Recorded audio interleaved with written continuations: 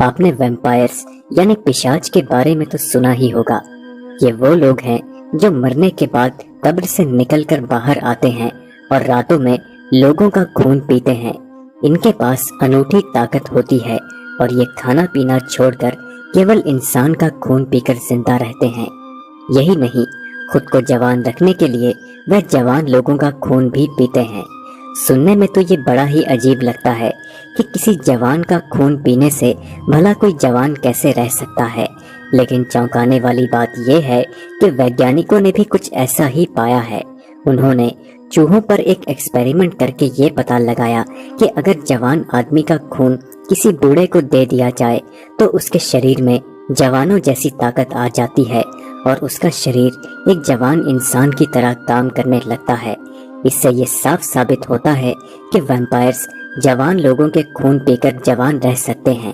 अब इसे चरित्रों के प्रति लोगों की उत्सुकता कहें या पागलपन, पर इनके जैसे दुनिया में कई लोग हैं जो खुद को वैम्पायर मानते हैं और इंसानी खून पीकर जिंदा रहते हैं।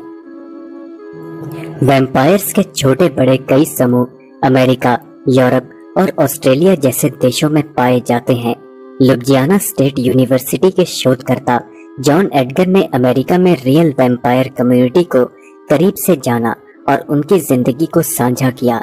जॉन एडगर बताते हैं कि उन्होंने रियल वैम्पायरों के एक फीडिंग प्रोग्राम में हिस्सा लिया।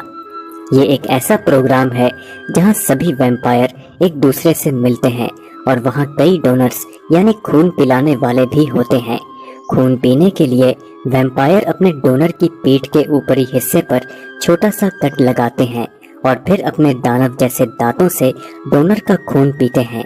यही नहीं, कई वैम्पायर अपने डोनर के साथ शारीरिक संबंध भी बनाते हैं। जॉन ने बताया कि उन लोगों का बर्ताव काफी अलग सा होता है। वे अपनी इस आदत को फैशन या संयोग नहीं मानते, बल्कि स्वस्थ रहने के बावजूद भी जब तक उन्हें खून पीने को नहीं मिलता तब तक उन्हें पेट दर्द और तनाव रहता है। उनमें से कई ऐसे हैं जो ताबूतों में सोते हैं। वे अपने दांतों को जानबूझकर किसी दानव जैसा बनाते हैं। वे भूतों पर विश्वास नहीं रखते और उनका दिमाग आम लोगों से कहीं ज्यादा तेज होता है। इतिहास के पन्नों में भी वैम्पायर से जुड़ी कई बातें सुनने को मिलती हैं। 15वीं शताब्दी में 7वें पोप इनोसेंट के चिकित्सक ने अपने मरते मास्टर की जान बचाने के लिए 3 नौजवानों को मौत के घाट उतार दिया। कहा जाता है कि उन नौजवानों का खून पोप इनोसेंट को पिलाकर उनकी जान बचाई गई।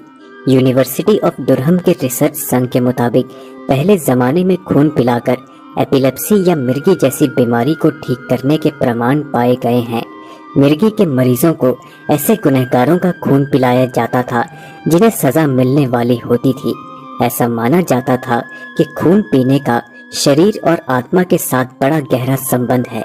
इस खून को पीने के बाद वह बीमारी से पीड़ित व्यक्ति की आत्मा स्वस्थ हो जाती थी। ऐसा इसलिए क्योंकि वह खून किसी जवान गुनहगार का होता है। अगर आप ये सोचते होंगे कि रियल लाइफ वैम्पायर दिन के 24 घंटे खून पीने वाले दानव जैसे ही जीते हैं, तो आप बिल्कुल गलत हैं। दिन के समय इनका जीवन भी किसी आम इंसान जैसा होता है। वे पेशे से नर्स हो सकते हैं, बार में काम करने वाले स्टाफ, या फिर ऐसे लोग जिनका भगवान से विश्वास तगड़ा होता है।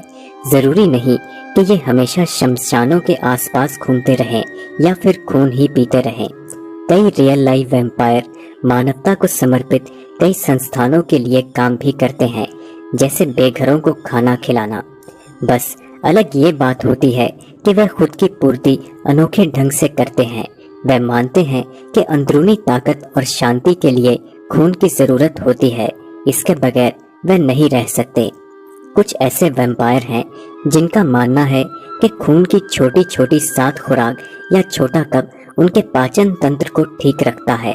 वैज्ञानिकों के मुताबिक वैम्पायरों की खून पीने की आदत दिमागी है। उन्हें लगता है कि खून की पूर्ति खून से ही हो सकती है।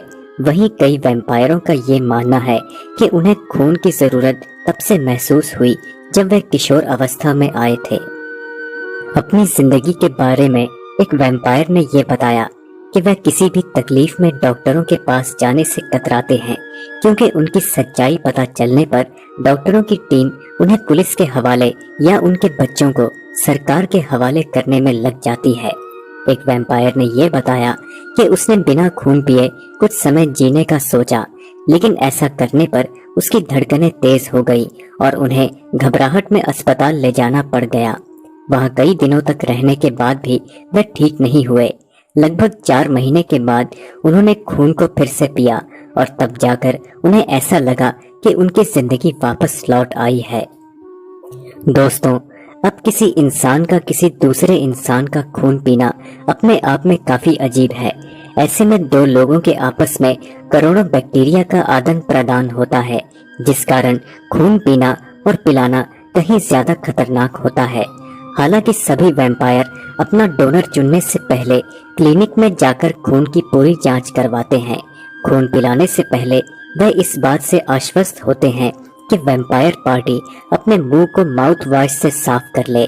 लेकिन फिर भी लॉस एंजल्स के यूनिवर्सिटी ऑफ कैलिफोर्निया के थॉमस केंच ने यह बताया कि सुरक्षा लेने के बाद भी यह प्रक्रिया सुरक्षित नहीं कही जा सकती।